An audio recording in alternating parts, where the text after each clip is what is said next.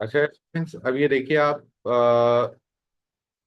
For example एक question आपको दिया गया 2 power n is equal to 8।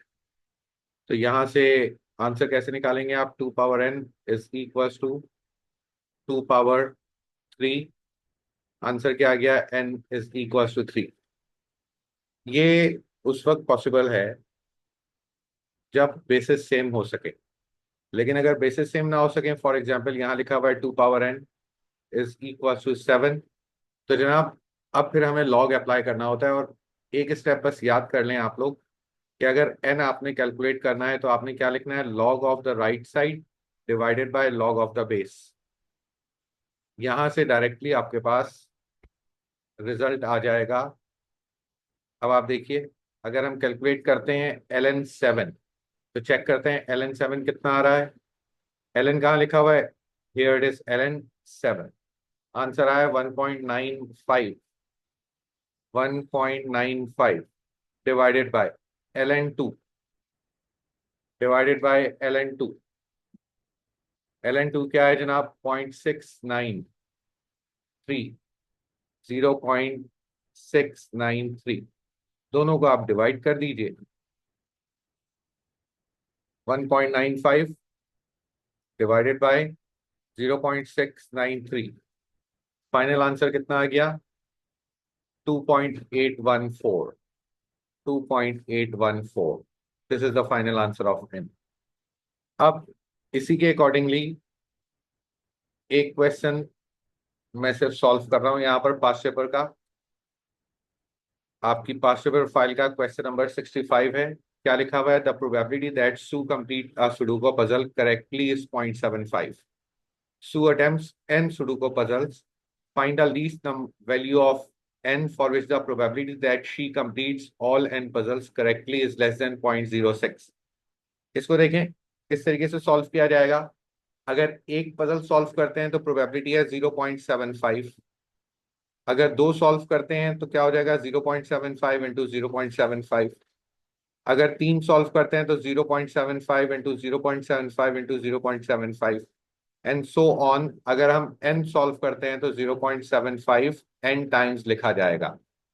तो अब आप देखिए, अगर दो एक पजल सॉल्व कर रहे हैं तो 0.75 की पावर 1।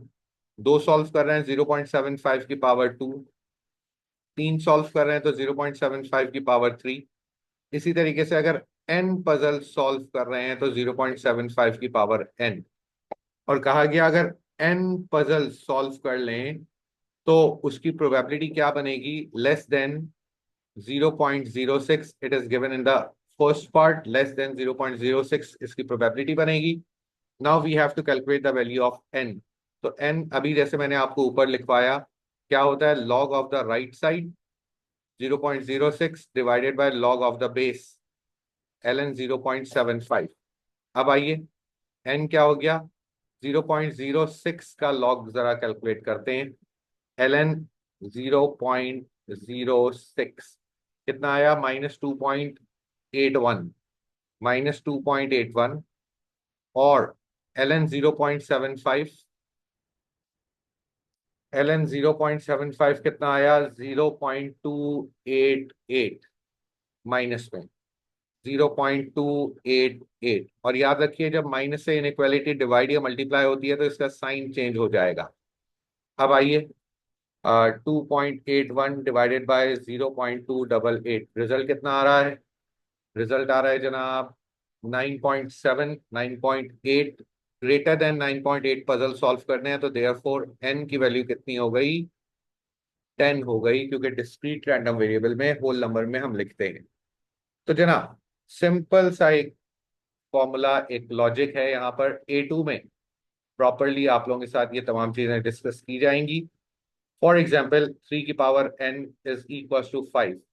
तो जनाब n क्या हो जाएगा? ln of the right side divided by ln of the base. यहां से आंसर आ जाएगा। अगर लिखा हुआ है 7.1 की power n is equal to 0.623। तो जनाब n कैसे कैलकुलेट होगा? ln of 0.623 ln of the right side divided by ln of the base 7.1। यहां से आपके पास आंसर आ जाएगा। Are you clear? होपफुली चीज क्लियर हो गई होगी। अगर कोई प्रॉब्लम हो तो फिर पूछ लीजिएगा।